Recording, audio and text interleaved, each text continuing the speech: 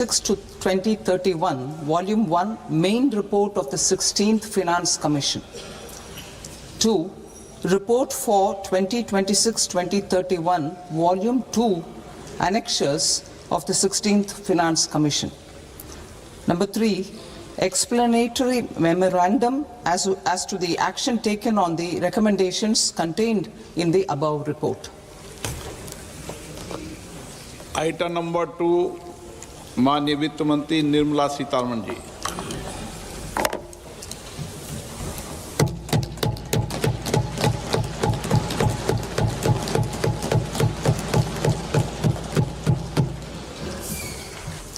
Honorable Speaker, sir, on the sacred occasion of Magh Purnima and the birth anniversary of Guru Ravidas, I present the budget for the year 2026-2027. Since we assumed office 12 years ago, India's economic trajectory has been marked by stability, fiscal discipline, sustained growth, and moderate inflation.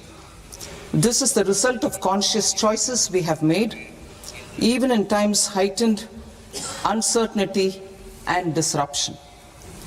Our government, led by Honorable Prime Minister Modi, has decisively and consistently chosen action over ambivalence, reform over rhetoric, and people over populism. We have pursued far-reaching structural reforms, fiscal prudence and monetary stability, whilst maintaining a strong thrust on public investment.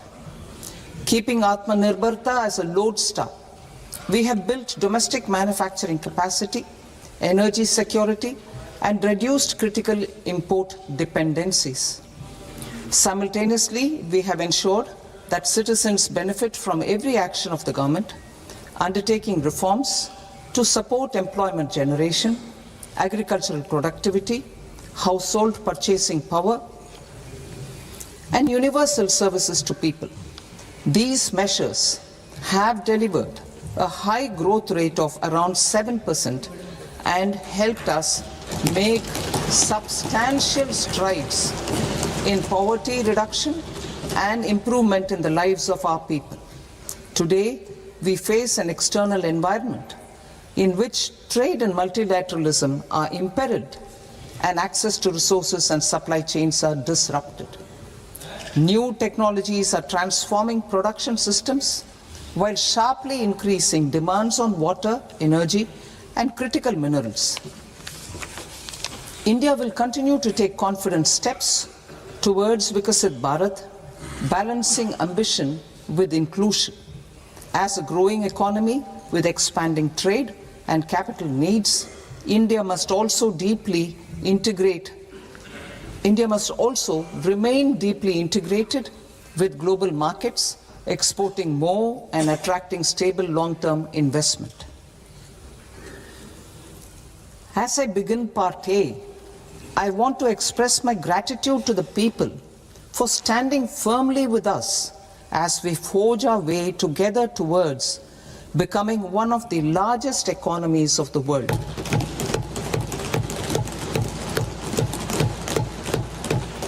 Our aim is to transform aspiration into achievement and potential into performance as we ensure that the dividends of growth reach every farmer, the scheduled caste, the scheduled tribes, the nomads, the youth, the poor, and the women. In Vikasit Bharat Young Leaders Dialogue 2026, several innovative ideas were shared with our Prime Minister, which have inspired many of the proposals, making this a unique Yuva Shakti-driven budget. Our government's sankalp is to focus on our poor, underprivileged, and the disadvantaged. To deliver on this sankalp, and given that this is the first budget prepared in Kartavya Bhavan, we are inspired by three Kartavya. Our first Kartavya is to accelerate and sustain economic growth by enhancing productivity and competitiveness and building resilience to volatile global dynamics. Our second kartavya is to fulfill aspirations of our people and build their capacity, making them strong partners in India's path to prosperity. Our third kartavya, aligned with our vision of Sabka Saath, Sabka Vikas, is to ensure that every family, community, region, and sector has access to resources, amenities, and opportunities for meaningful participation.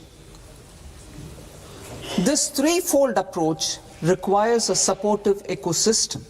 The first requirement is to sustain the momentum of structural reforms, continuous, adaptive, and forward-looking. Second, a robust and resilient financial sector is central to mobilizing savings, allocating capital efficiently, and managing risks. Third, cutting-edge technologies, including AI applications, can serve us as force multipliers for better governance. Reform Express.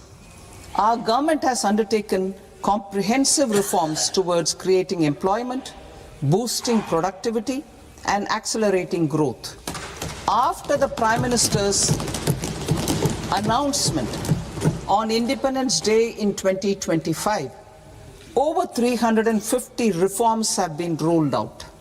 This includes GST simplification, notification of labor codes, and rationalization of mandatory quality control orders.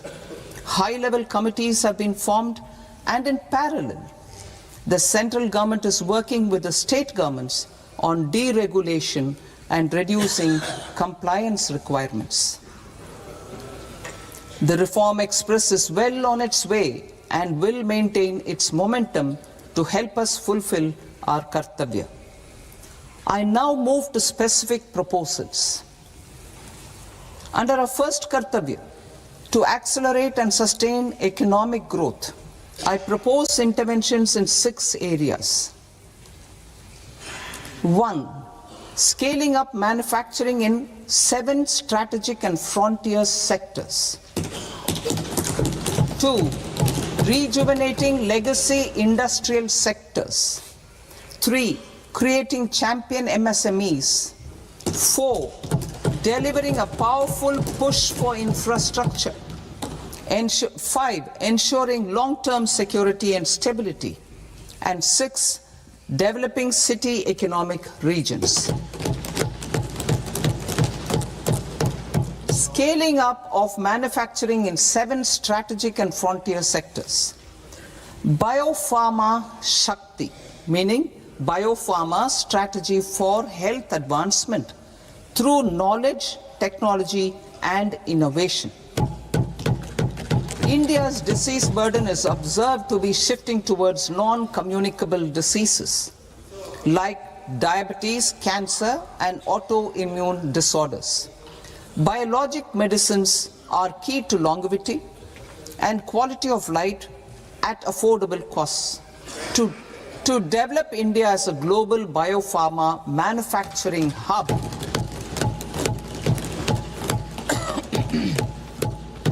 I propose the Biopharma Shakti with an outlay of 10,000 crores over the next 5 years. This will build the ecosystem for domestic production of biologics and biosimilars. The strategy will include a biopharma-focused network with 3 new national institutes of pharmaceutical education and research, popularly known as NIPERs, and upgrading 7 existing ones. It will also create a network of 1,000 accredited India clinical trials sites. We propose to strengthen the Central Drug Standard Control Organization to meet global standards and approve timeframes through and approval timeframes through a dedicated scientific review cadre and specialists.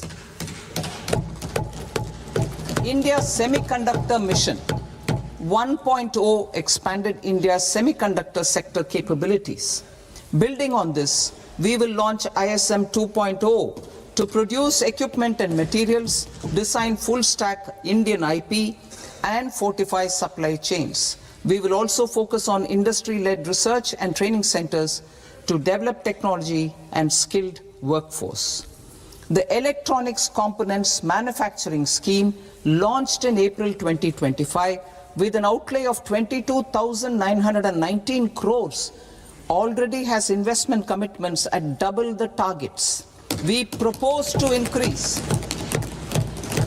the outlay to 40,000 crores to capitalize on this momentum.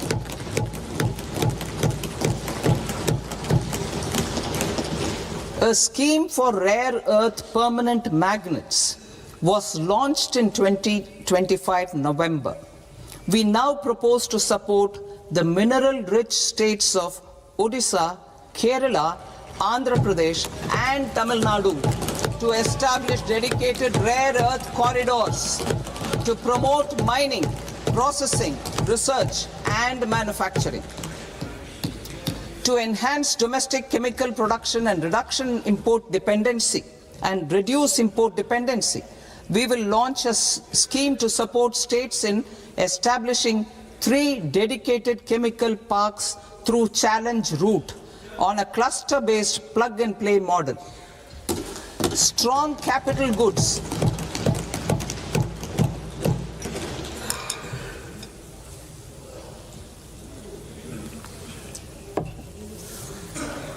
Strong capital goods capability is a determinant of productivity and quality across different sectors. Towards building this capacity, I propose the following.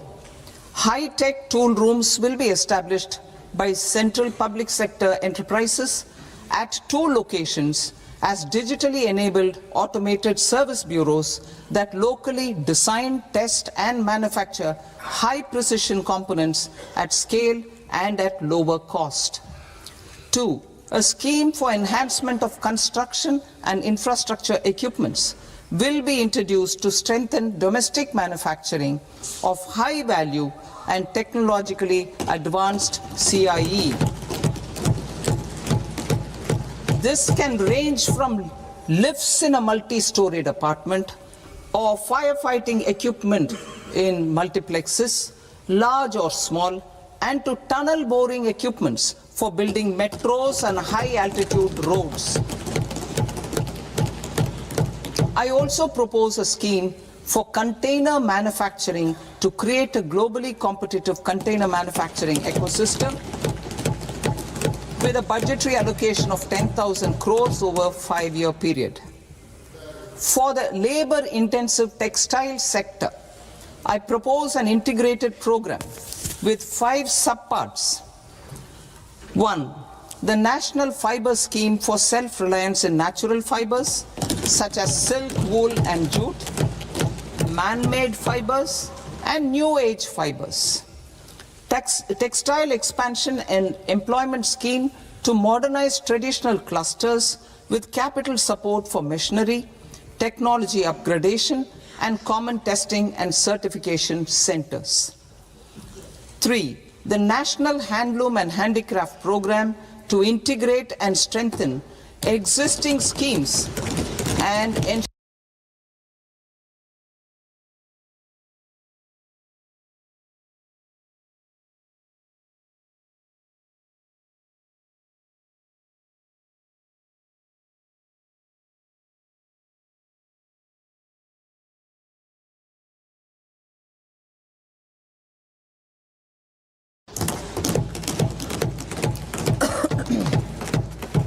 Further, I propose to set up mega textile parks in challenge mode. They can also focus on bringing value addition to technical textiles. I propose to launch the Mahatma Gandhi Gram Swaraj initiative to strengthen khadi, handloom and handicrafts. This will help in global market linkage and branding, It will streamline and support training, skilling, quality of process and production. This will benefit our weavers, village industries, one district, one product ODOP initiative, and also our rural youth. India has the potential to emerge as a global hub for high quality, affordable sports goods. I propose a dedicated initiative for sports goods that will promote manufacturing, research, and innovation in equipment design as well as material sciences. Rejuvenation of legacy industrial clusters. I propose to introduce a scheme to revive 200 legacy industrial clusters to improve their cost competitiveness and efficiency through infrastructure and technology upgradation.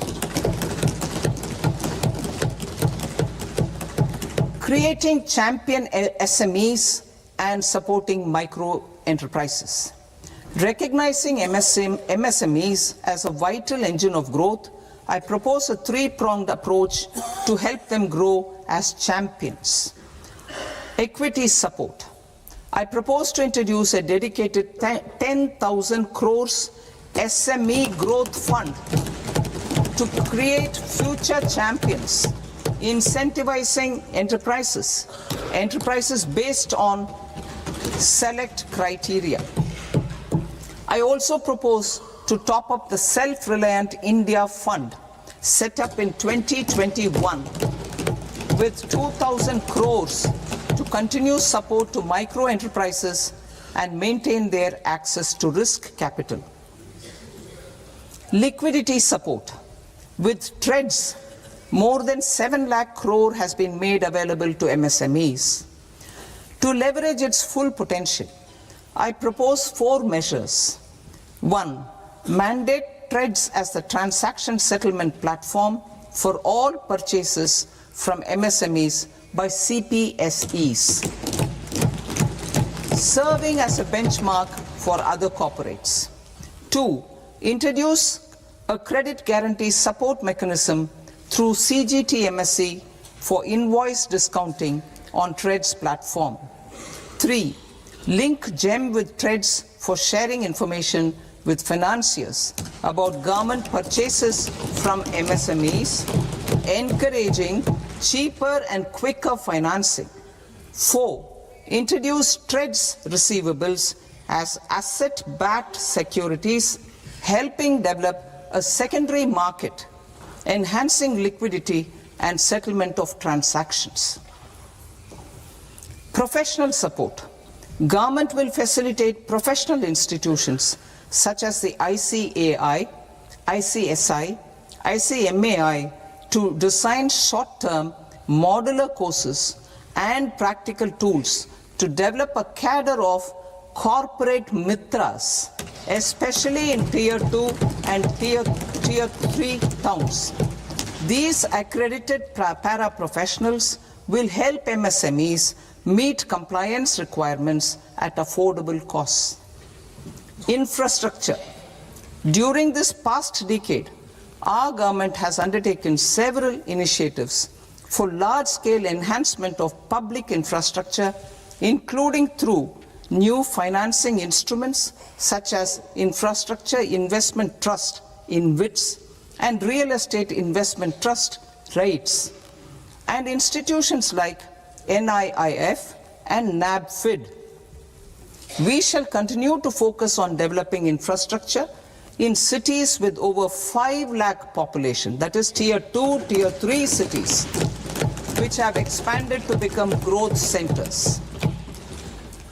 Public capital expenditure has increased manifold from 2 lakh crore in 2014-15 to an allocation of 11.2 lakh crore in BE 25-26. In this coming year, that is financial year 2026-27, I propose to increase it to 12.2 lakh crores to continue the momentum. To strengthen the confidence of private developers, regarding risks during infrastructure development and construction phase, I propose to set up an infrastructure risk guarantee fund to provide prudentially calibrated partial credit guarantee to lenders. Over the years, RITES have emerged as a successful instrument for asset monetization. I propose to accelerate recycling of significant real estate assets of the CPSEs through the setting up of dedicated RITES. To promote environmentally sustainable movement of cargo, I propose to 1. Establish new dedicated freight corridors connecting Dankuni in the east to Surat in the west. Operationalize 20 new national waterways over the next 5 years, starting with National Waterways 5 in Orissa to connect mineral-rich areas of Talcher and Angul and industrial centers like Kalinga Nagar to the ports of Paradeep and Dhamra. Training institutes will be set up as regional centers of excellence for development of required manpower for these waterways. This will benefit youth in the entire stretch of the waterways to train and acquire skills. Further, a ship repair ecosystem catering to inland waterways will also be set up at Varanasi and Patna. And C. Launch a coastal cargo promotion scheme for incentivizing a modal shift from rail to road to increase the share of inland waterways and coastal shipping from 6% to 12% by 2047.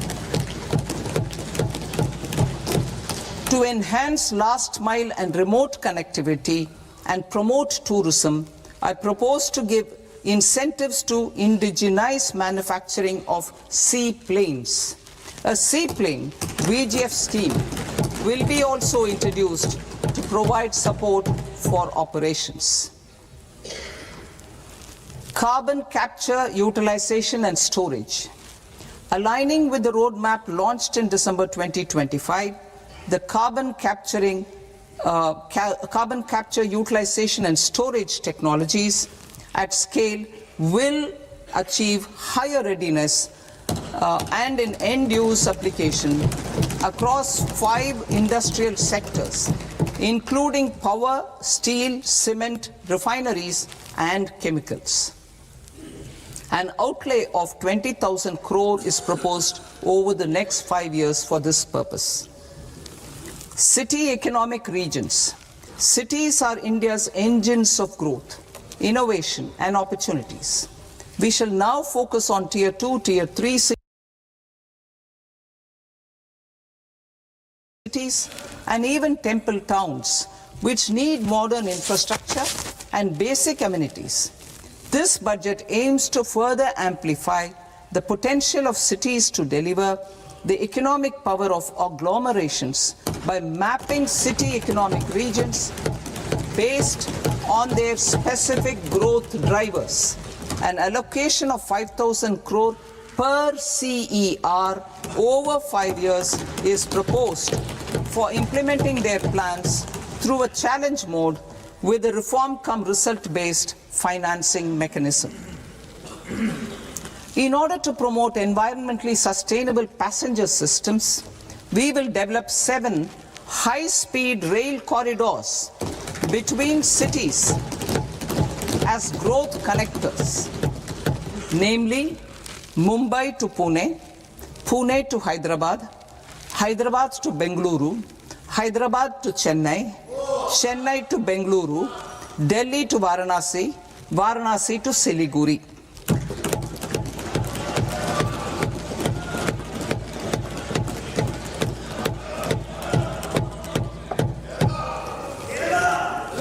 Financial sector. The Indian banking sector today is characterized by strong balance sheet, historic highs in profitability, improved asset quality, and coverage exceeding 98% of villages in the country. At this juncture, we are well placed to futuristically evaluate the measures needed to continue on the path of reform-led growth of this sector. I propose setting up a high-level committee on banking for Vikasit Bharat. High-level committee on banking for Vikasit Bharat to comprehensively review the sector and align it with India's next phase of growth, while safeguarding financial stability, inclusion, and consumer protection. The vision for NBFCs for Vikasit Bharat has been outlined with clear targets for credit disbursement and technology adoption in order to achieve scale and improve efficiency in the public sector NBFCs. As a first step, it is proposed to restructure the Power Finance Corporation and Rural Electrification Corporation. I propose a comprehensive review of the foreign exchange management non-debt instrument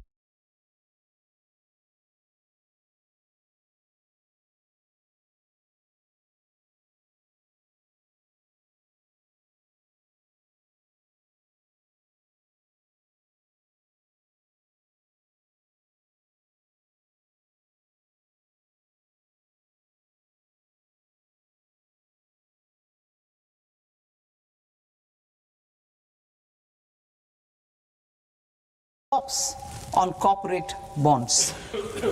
Municipal bonds.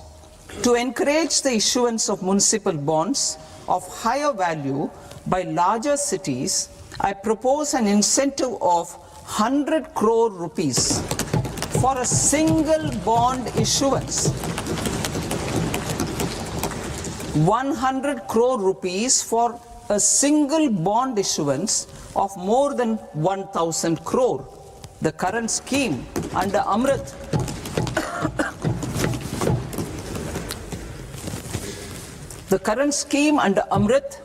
which incentivizes issuances up to 200 crores only, will also continue to support smaller and medium towns. That will also continue to support the smaller and medium towns. Ease of doing business. Individual persons resident outside India, PROI, will be permitted to invest in equity instruments of listed Indian companies through the Portfolio Investment Scheme. It is also proposed to increase the investment limit for an individual PROI under the scheme from 5% to 10%, with an overall investment limit for all individual PROIs to 24% from the current 10%. Emerging technologies including AI.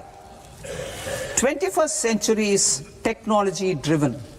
Adoption of technology is for the benefit of all people. Farmers in the field, women in STEM, youth keen to upskill, and Divyangjan to access newer opportunities.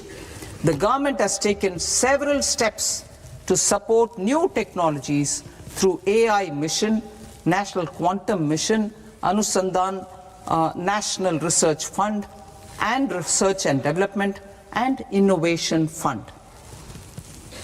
Our second kartavya is to fulfill aspirations and build capacities. Close to 25 crore individuals have come out of multi-dimensional poverty through a decade of our government's sustained and reform-oriented efforts.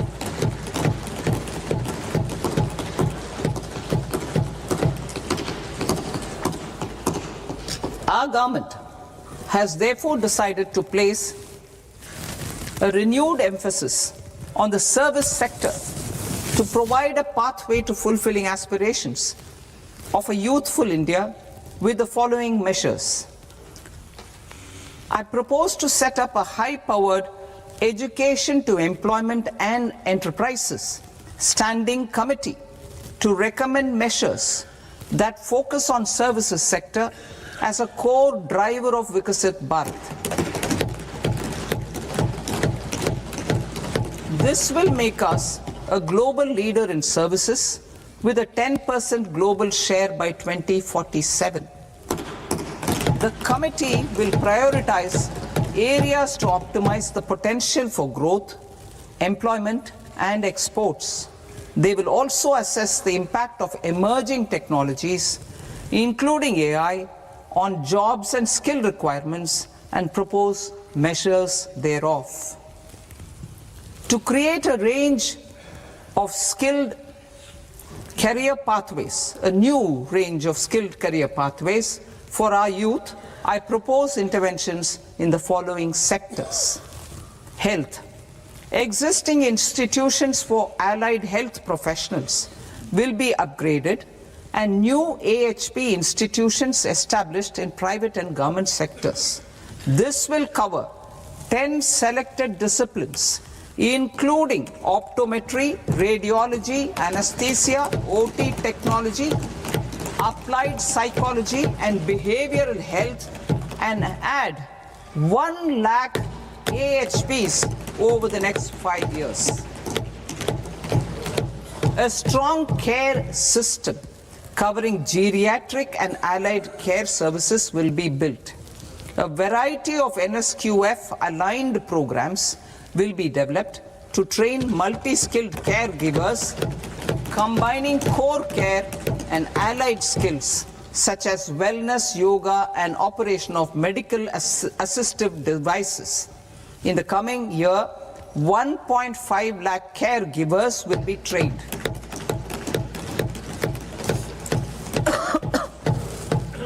Hubs for medical value tourism. To promote India as a hub for medical tourism services, I propose to launch a scheme to support states in establishing 5 regional medical hubs in partnership with the private sector. These hubs will serve as integrated healthcare complexes that combine medical, educational, and research facilities. They will have Ayush centers, medical value tourism facilitation centers, and infrastructure for diagnostics, post-care, and rehabilitation. These hubs will provide diverse opportunities, job opportunities for health professionals, including doctors and AHPs. Ancient Indian yoga, already respected in several parts of the world, was given a mass global recognition when Honorable Prime Minister took it to the UN. Post-COVID, Ayurveda gained a similar global acceptance and recognition. Exporting quality Ayurveda products helps farmers who grow the herbs and youth who process the products. To meet growing global demand, a few more steps are being taken. I propose to 1. Set up 3 new All India Institutes of Ayurveda. 2.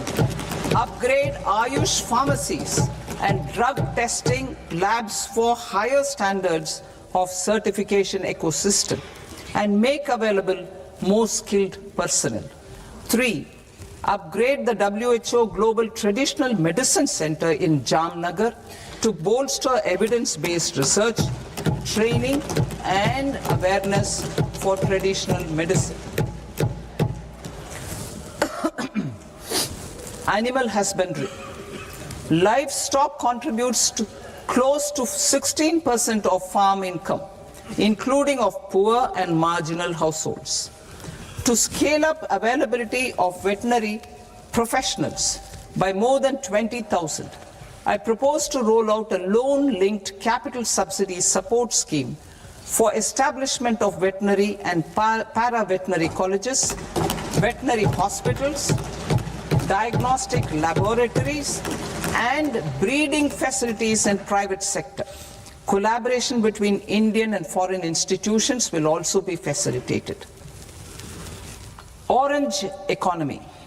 India's animation, visual effects, gaming and comics sector, AVGC sector, is a growing industry projected to require 2 million professionals by 2030. I propose support I propose to support the Indian Institute of Creative Technologies, Mumbai, in setting up ABGC Content Creator Labs in 15,000 secondary schools all over the country and 500 colleges. The Indian design industry is expanding rapidly, and yet there is a shortage of Indian designers. I propose to establish, through Challenge Route, a new National Institute of Design to boost design education and development in the eastern region of India.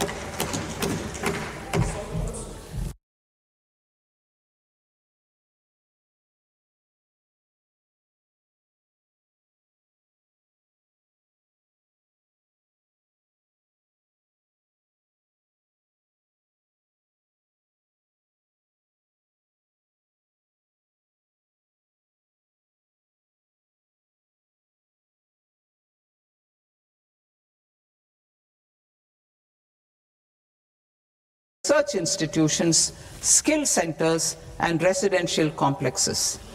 In higher education, STEM institutions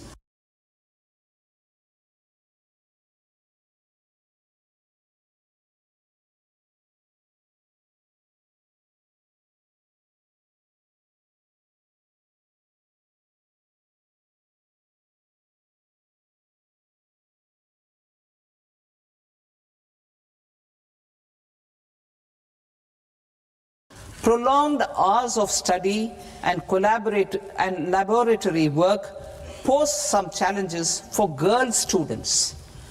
Through VGF, viable research institutions, skill centers, and residential complexes.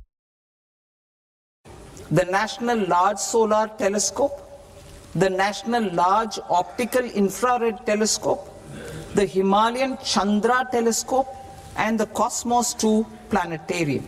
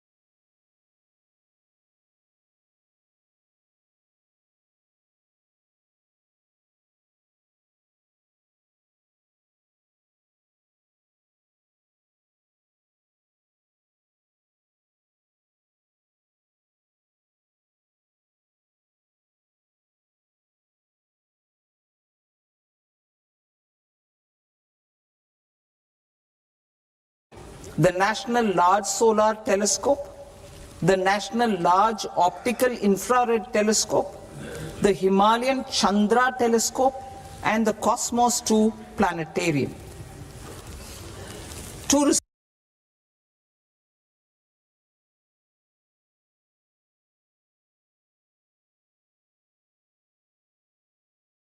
Andhra Pradesh, Tamil Nadu, it's on the border. Under the visionary leadership of Honorable Prime Minister, we established the International Big Cat Alliance in 2024. This year, India is hosting the first ever Global Big Cat Summit, where heads of governments and ministers from 95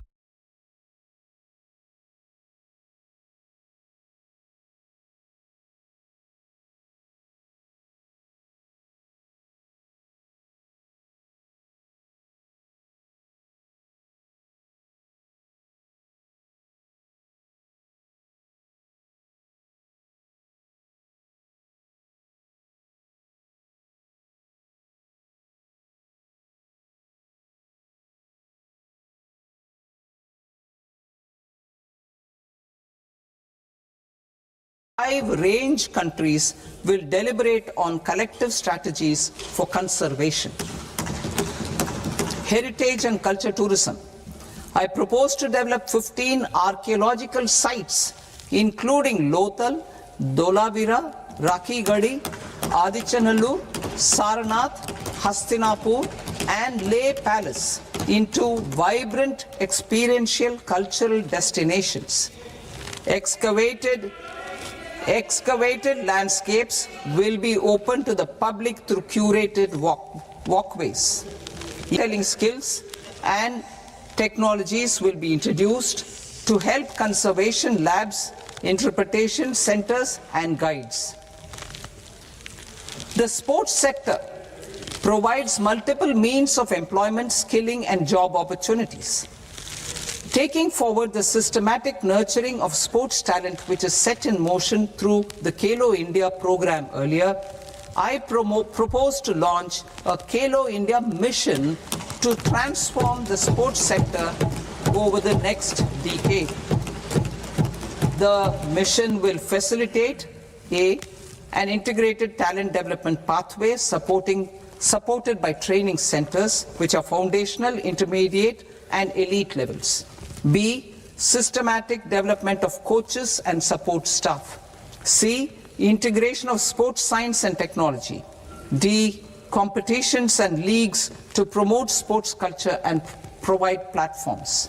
And E, development of sports infrastructure for training and competition. Our third Kartavya aligns with our vision of Sabka Saath, Sabka Vikas towards Vikasit Bharat. This requires targeted efforts for 1. Increasing farmer incomes through productivity enhancement and entrepreneurship, with special attention to small and marginal farmers. B. Empowering Divyangjan through access to livelihood opportunities, training, and high-quality assistive devices. C. Empowering the vulnerable to access mental health and trauma care. D. Focus on the Purvodaya states and the Northeast region to accelerate development and employment opportunities. Fisheries. We will undertake initiatives for integrated development of 500 reservoirs and Amrit Sarovars. 2. Strengthen the fisheries value chain in coastal areas and enable market linkages involving startups and women-led groups together with fish farmer producer organizations. Animal husbandry. To provide quality employment opportunities in rural and peri-urban areas, we will support the animal husbandry sector in entrepreneurship development through A. A credit-linked subsidy program. B. Scaling up and modernization of livestock enterprises. C. Enhanced creation of livestock, dairy, and poultry. I'll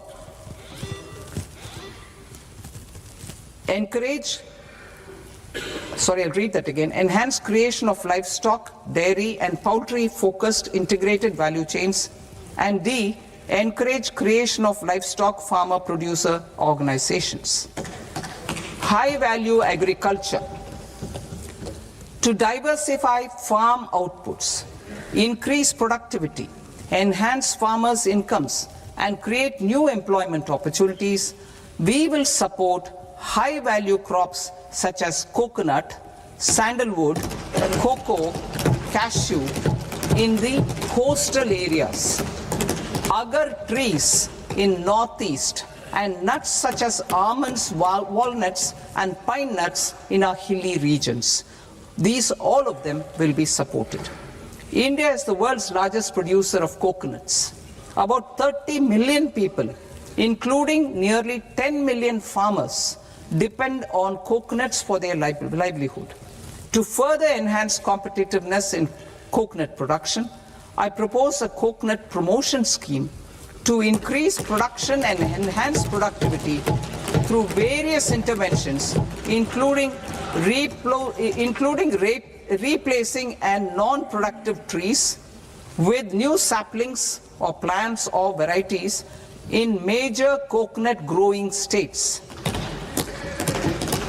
A dedicated program is proposed for Indian cashew and cocoa to make India self-reliant in raw cashew and coconut production and processing, enhance export competitiveness, and transform Indian cashew and Indian cocoa into premium global brands by 2030. Sandalwood. Sandalwood is closely linked to India's social and cultural heritage. Our government will partner with state governments to promote focused cultivation and post-harvest processing to restore the glory of the Indian sandalwood ecosystem, to rejuvenate old, low-yielding orchards, and expand high-density cultivation of walnuts, almonds, and pine nuts. We will support a dedicated program to enhance farmer incomes and in bringing value addition by engaging youth. Bharat Vistar, that is virtually integrated system to access agricultural resources. I propose to launch Bharat Vistar, a multilingual AI tool that shall integrate the AgriStack portals and the ICAR package on agricultural practices with AI systems. This will enhance farm productivity, enable better decisions for farmers, and reduce risk by providing customized advisory support. She Marts for rural women-led enterprises. Building on the success of Lakpati Didi program, I propose to help women take the next step from credit-linked livelihoods to being owners of enterprises. Self-help entrepreneur, She Marts will be set up as community-owned retail outlets within the cluster-level federations through enhanced and innovative financing instruments. Empowering Divyangjan. Divyangjan Kaushal Yojana. Information technology, AVGC sectors, hospitality and food and beverages sectors often offer task-oriented and process-driven roles which are suitable for Divyangjan. We will ensure dignified livelihood opportunities through industry-relevant and customized training specific to each Divyangjan group. Divyang Sahara Yojana. Timely access to high-quality assistive devices for all eligible Divyangjan is a fundamental need. I propose to 1. Support the Artificial Limbs Manufacturing Corporation of India, Alimco, to set up and to scale up production of assistive devices, invest in R&D and AI integration, strengthen PM Divyasha Kendras, and support setting up of assistive technology marts as modern retail style centers where Divyangjan and senior citizens can see, try and purchase assistive products. Reaffirming our commitment to mental health and trauma care. There are no national institutes for mental health care in North India. We will therefore set up a NIMHANS 2 and also upgrade national mental health institutes in Ranchi and in Tezpur as regional apex institutions. Emergencies expose families, particularly the poor and vulnerable, to unexpected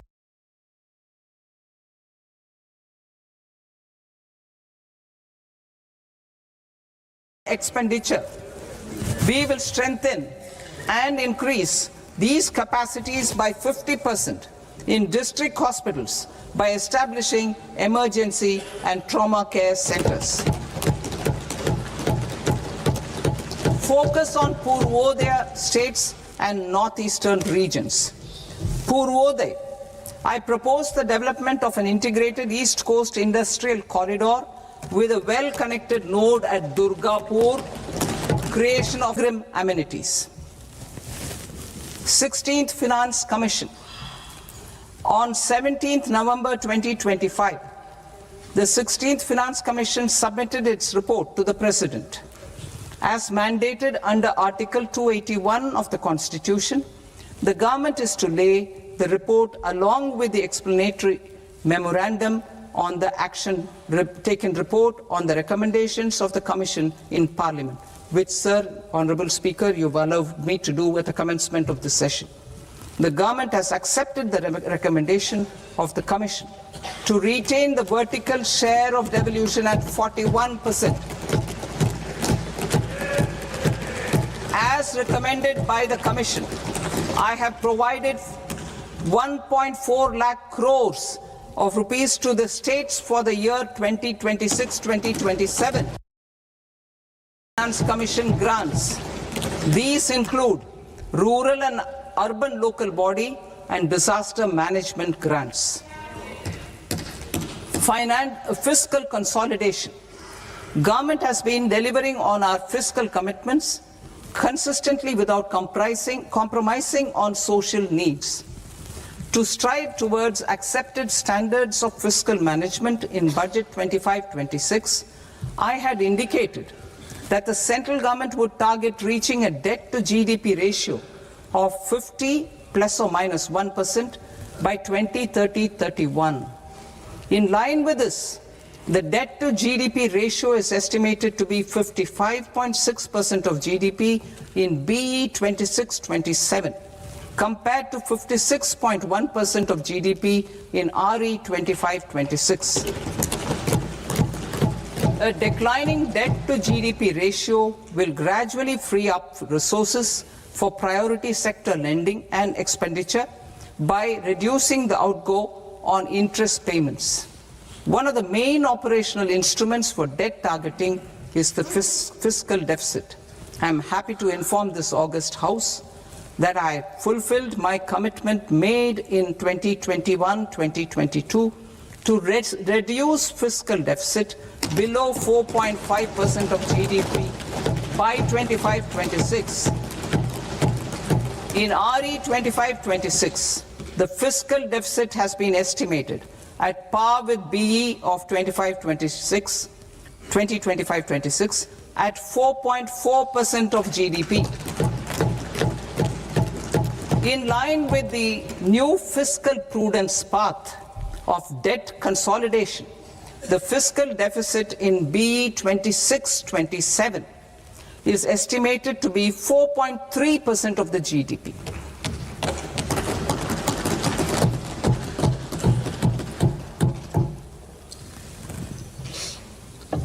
The revised estimates of the non-debt receipts are 34 lakh crore rupees, of which the centre's net tax receipts are 26.7 lakh crore. The revised estimate of the total expenditure is 49.6 lakh crore rupees, of which the capital expenditure is about 11 lakh crores. Budget estimates 2026 to 2027. Coming to 26-27, the non-debt receipts and the total expenditure are estimated as 36.5 lakh crore and 53.5 lakh crore respectively. The centre's net tax receipts are estimated at 28.7 lakh crore rupees. To finance the fiscal deficit, the net market borrowings from dated securities are estimated at 11.7 lakh crore rupees. The balance financing is expected to come from small savings and other sources. The gross market borrowings are estimated at 17.2 lakh crore rupees. I'll now move to Part B. Part B, direct taxes.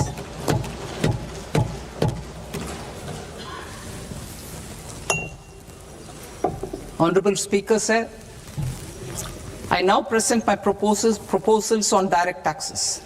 New Income Tax Act. In July 2024, I announced a comprehensive review of the income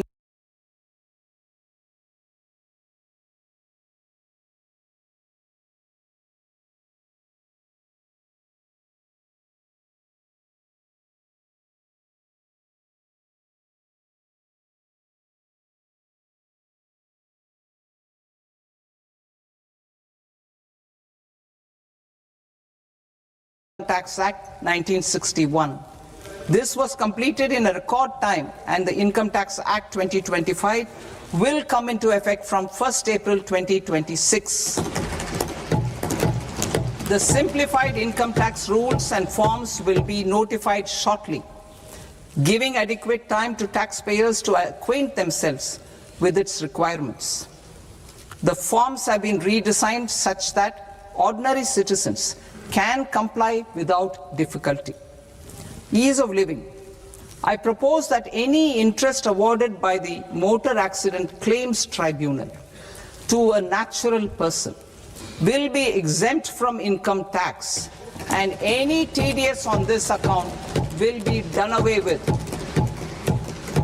I propose to reduce TCS rate on the sale of overseas tour program package from the current 5% and 20% to 2% without any stipulation of amount.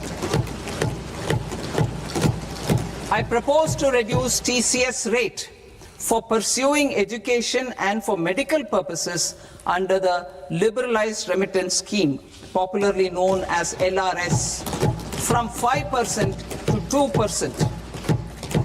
Supply of manpower services is proposed to be specifically brought within the ambit of payment to contractors for the purpose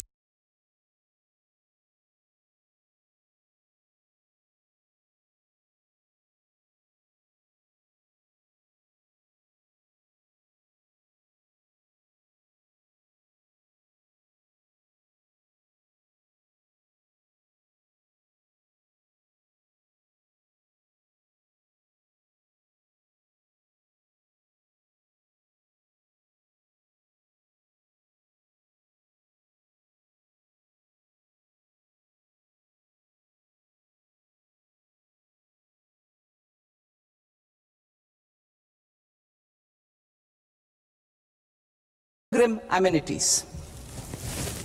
16th Finance Commission on 17th November 20 July, and non-audit business cases or trusts are proposed to be allowed time till 31st August.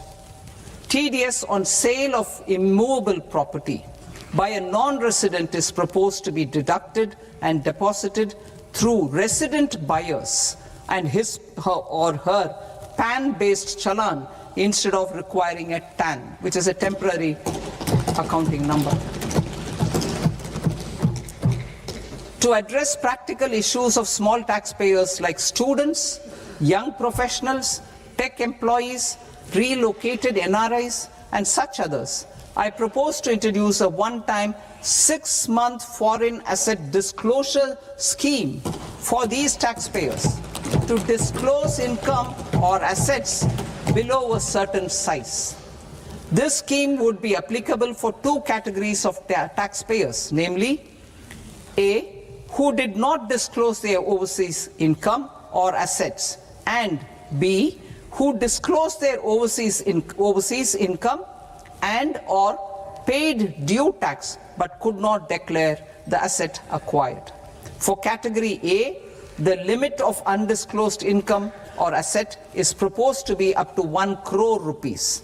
They need to pay 30% of fair market value of asset or 30% of undisclosed income as tax and 30% as additional income tax in lieu of penalty, and would thereby get immunity from prosecution.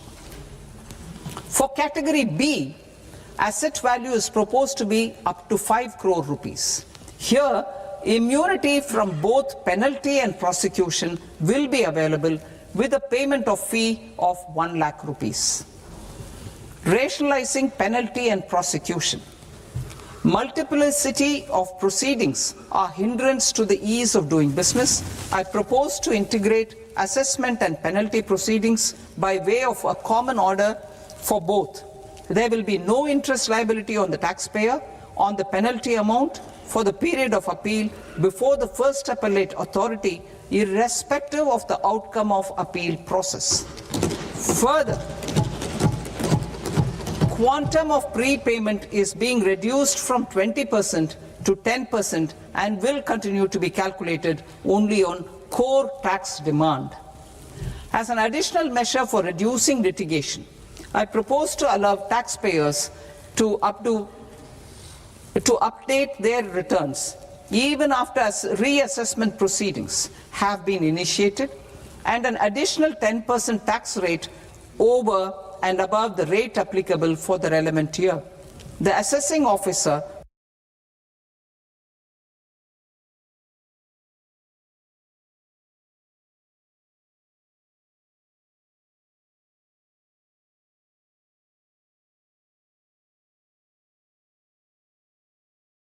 will then use only this updated return in his proceedings.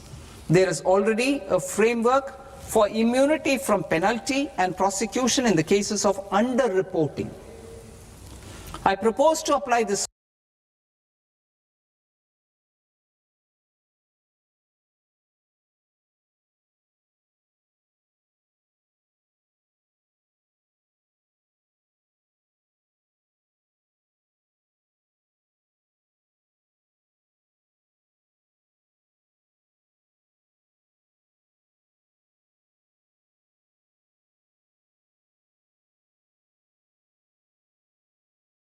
framework for immunity to misreporting too. However, in such a case, the taxpayer will need to pay 100% of the tax amount as an additional income tax over and above the tax and interest due.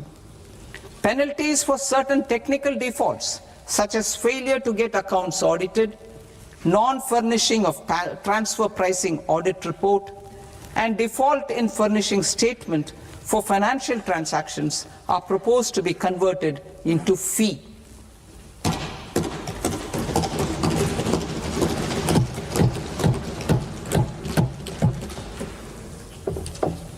I propose to rationalize prosecution framework under Income Tax Act while maintaining a careful balance for deterrence in some serious offence.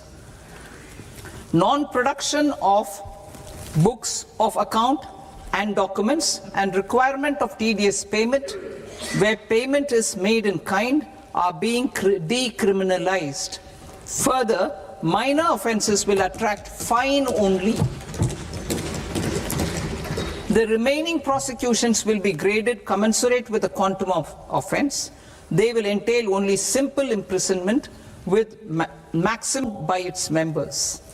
I propose to extend this deduction to also include supply of cattle feed and cotton seed produced by its members. I propose to allow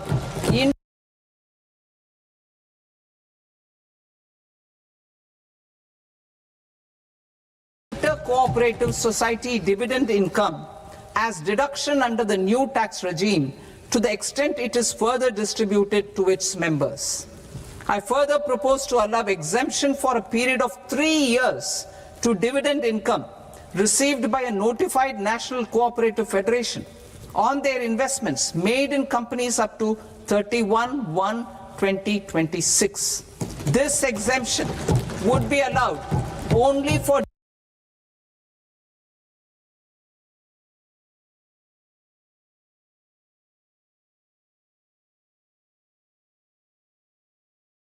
dividends further distributed to its member cooperatives. Supporting IT sector as India's growth engine. India is a global leader in software development services, IT-enabled services, knowledge process outsourcing services, and contract R&D services relating to software development.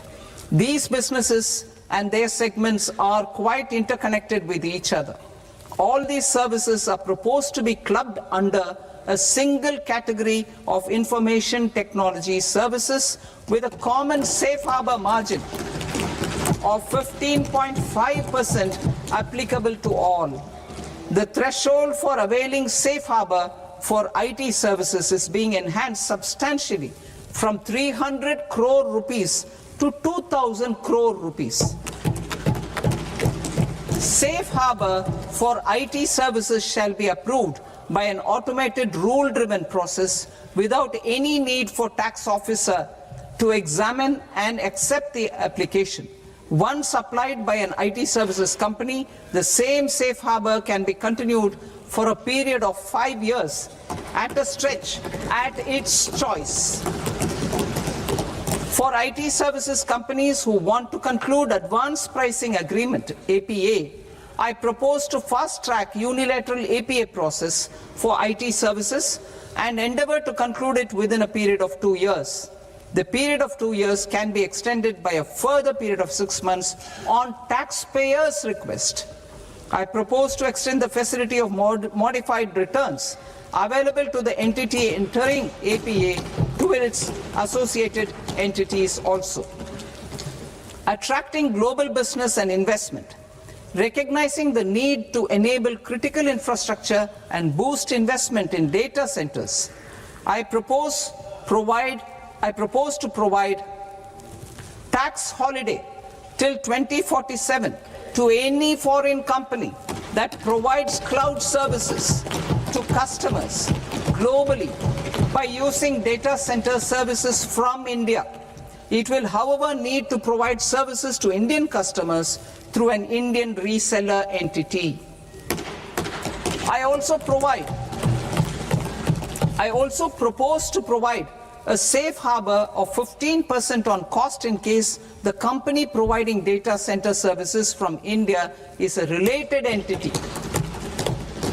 To harness the efficiency of just-in-time logistics for electronic manufacturing, I propose to provide safe harbor to non-residents for component warehousing in a bonded warehouse at a profit margin of 2% of the invoice value.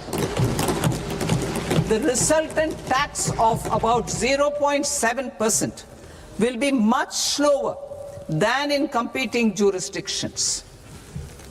To provide fillip to toll manufacturing in India, I propose to provide exemption from income tax for 5 years to any non-resident who provides capital goods, equipment, or tooling to any toll manufacturer in a bonded zone.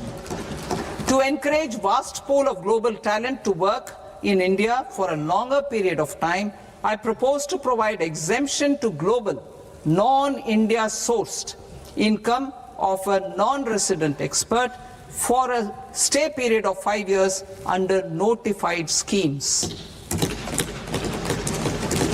I propose to provide exemption from minimum alternate tax, the MAT, to all non-residents who pay tax on presumptive basis. Tax administration. I propose to constitute a joint committee of Ministry of Corporate Affairs and Central Board of Direct Taxes for incorporating the requirements of income computation and disclosure standards, the ICDS, in the Indian Accounting Standards, IND AS itself. Separate accounting requirement based on ICDS will be done away with from the tax year 27-28. To support Prime Minister Modi's vision of homegrown accounting and advisory firms to become global leaders, I propose to rationalize the definition of accountant for the purposes of safe harbor rules. Other tax proposals. Change in taxation of buyback was brought into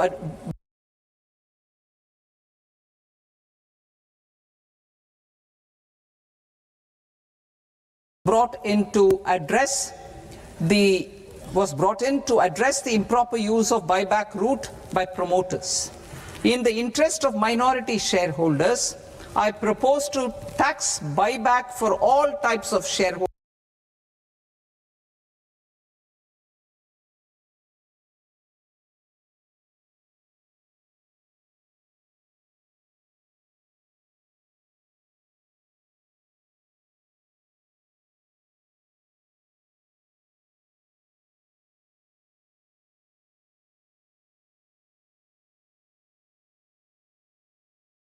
.02%. STT on options premium and exercise of options are both proposed to be raised to 0.15% from the present rate of 0.1% and 0.125% respectively. We reformed the taxation landscape for corporates in 2019 by providing them a simplified regime with lower tax rate so that they could productively focus on business rather than on claim of deductions and exemptions.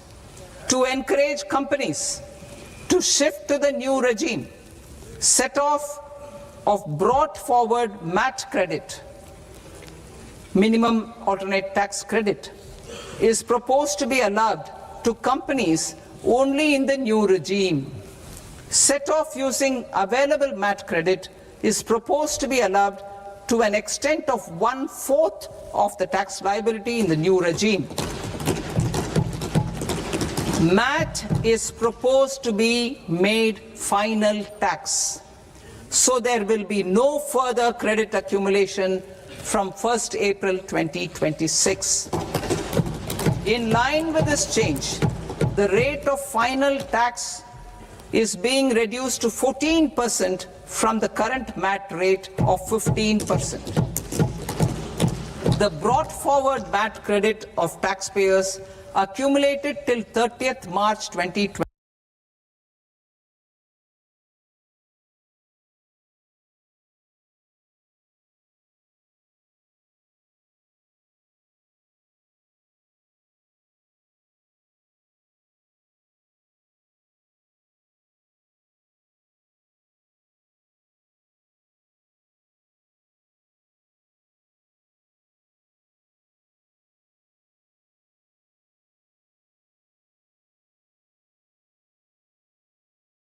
26 will continue to be available to them for set-off as above. Indirect taxes. I shall now take up proposals related to indirect taxes. My proposals for customs and central excise aim to further simplify the tariff structure, support domestic manufacturing,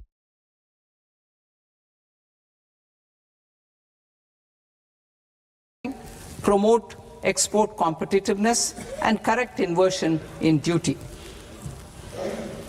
To continue weeding out long continuing customs duty exemptions, I propose to remove certain exemptions on items which are being manufactured in India or where the imports are negligible. Similarly, to further simplify the process of ascertaining the rate of duty applicable on a particular item, I propose to incorporate certain effective rates in various customs notifications to the tariff schedule itself. I shall now take up sector-specific proposals. Promotion of exports of marine, leather, and textile products. I propose to increase the limit for duty-free imports of specified inputs used for processing seafoods for export from the current 1% to 3% of FOB value of the previous year's export turnover. I also propose to allow duty-free imports of specified inputs, which is currently available for exports of leather or synthetic footwear, to exports of shoe uppers as well. I propose to extend the time period for export of final product from the existing 6 months to 1 year for exporters of leather or textile garments, leather or synthetic footwear, and other leather products. Energy transition and security. I propose to extend the basic customs duty exemption given to capital goods used for manufacturing lithium-ion cells for batteries to those used for manufacturing lithium-ion cells for battery energy storage systems also. I propose to exempt basic customs duty on import of sodium antimonate for use in manufacture of solar glass. Nuclear power. I propose to extend the existing basic customs duty exemption on imports of goods required for nuclear power projects till the year 2035 and expand it for all nuclear plants irrespective of their capacity. Critical minerals. It is proposed to provide basic customs duty exemption to the import of capital goods required for the processing of critical minerals in India. Biogas blended CNG. I propose to exclude the entire value of biogas while calculating the central excise duty payable on biogas blended CNG.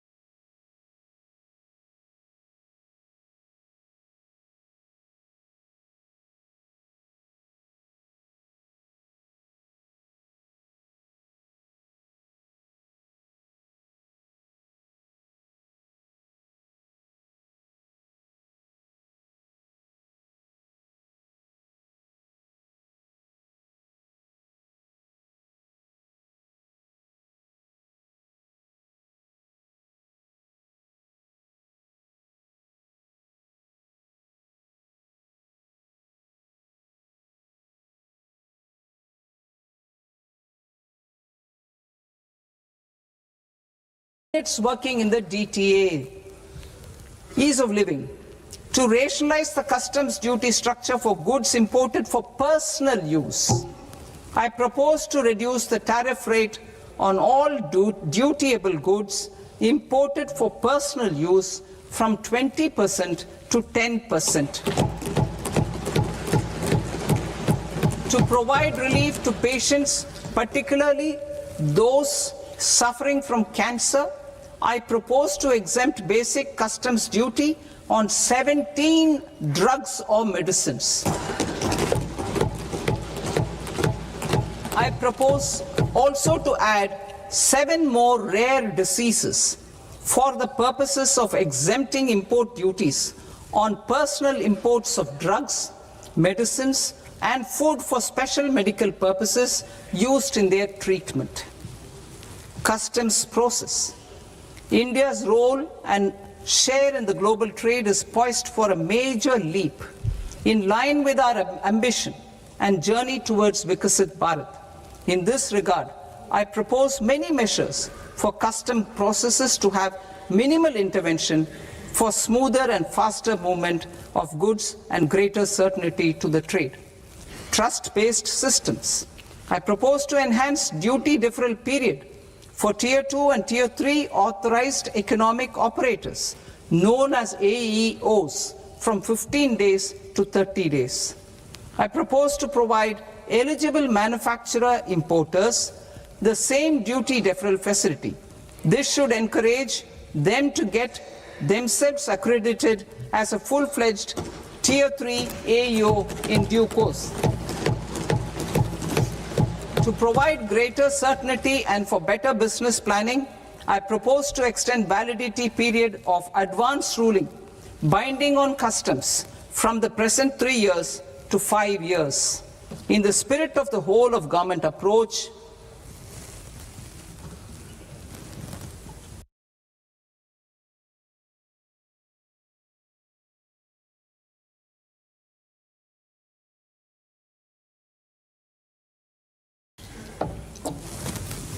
government agencies will be encouraged to leverage AEO accreditation for preferential treatment in clearing their cargo. Regular importers with trusted long-standing supply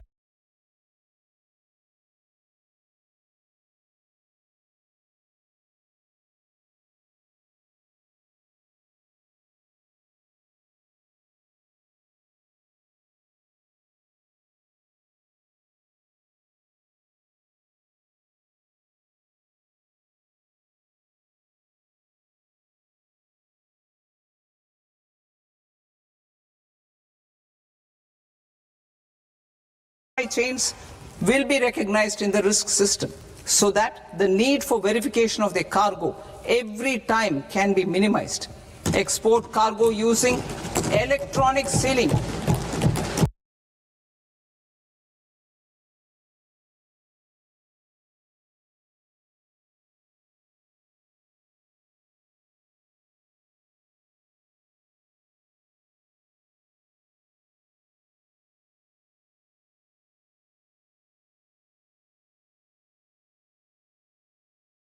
cargo clearance from various government agencies will be seamlessly processed through a single and interconnected digital window by the end of the financial year. Processes involved in clearance of food, drugs, plant, and animal and wildlife products, accounting for about 70% of interdicted cargo, will be operationalized on this system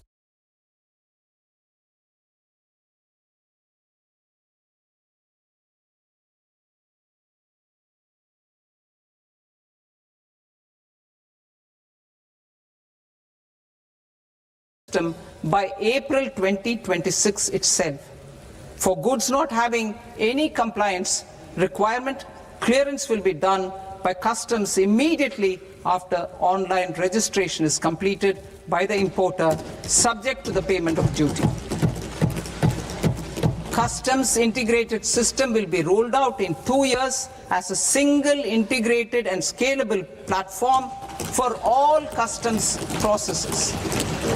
Utilization of non-intrusive scanning with advanced imaging and AI technology for risk assessment will be expanded in a phased manner with the objective to scan every container across all the major ports. New export opportunities to support Indian fishermen to fully harness the economic value of marine resources beyond our territorial waters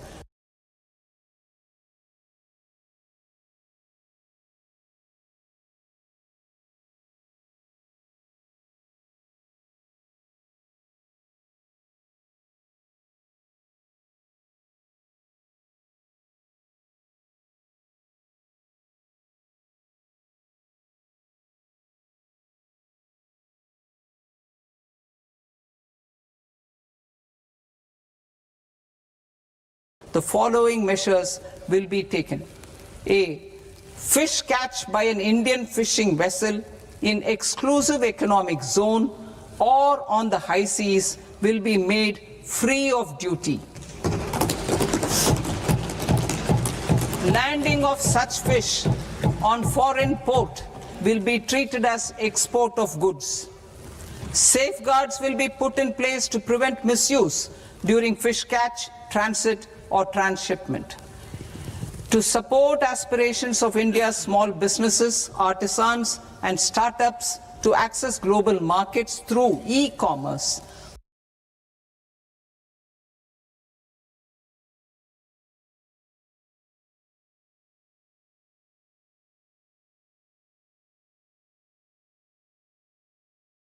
associated with penalty, they will now be able to close cases by paying an additional amount in lieu of penalty. Honorable Speaker, sir, with this, I commend the budget to this august House. Jai Hind.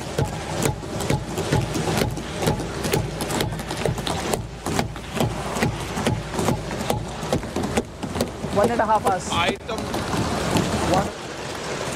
Item number 3 माननीय वित्त मंत्री जी।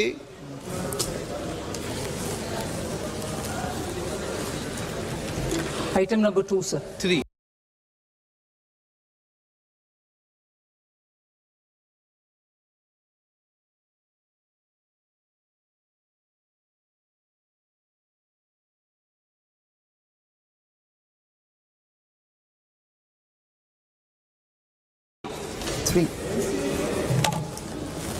Sir, with your permission, I rise to lay on the table of the following statements under Section 3, 1 of the Fiscal Responsibility and Budget Management Act of 2003, medium-term fiscal policy cum fiscal policy strategy statement, and macroeconomic framework statement. Item number 4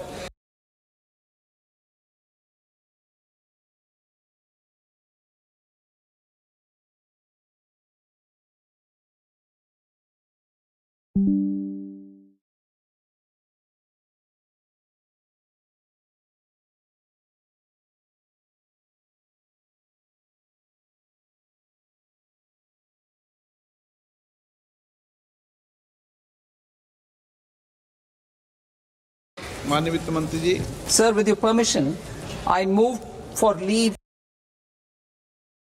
प्राप्त 11 बजे तक के लिए स्थगित की जाती है।